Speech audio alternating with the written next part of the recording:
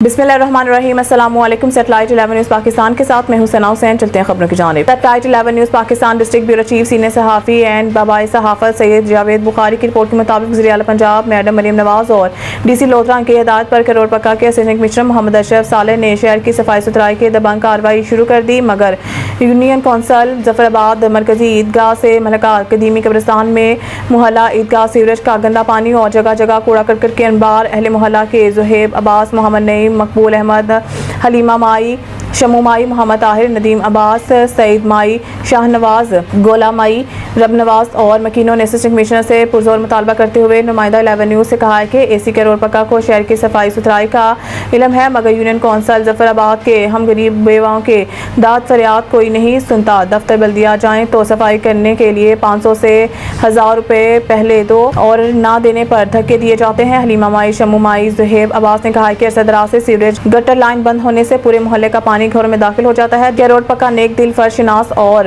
बंदा परवर ऑफिसर हमारी दाद फरियाद जरूर सुनेंगे और हमारे इस मसले को हल कराएंगे इंशाल्लाह। दूसरा इतना खड़े हुए जा केड़ी है? अच्छा, ते क्या मसला क्या है ਤੁਹਾਡਾ? सारा मसला है गटर बंद है, पानी अंदर है, गंदगी अंदर है, कोई नहीं सुनदा।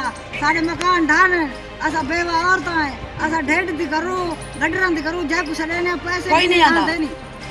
AC साहब हुकूमत क्या दिए? AC साहब क्या गया है बल्दिया दफ्तर गया है AC साहब को? जी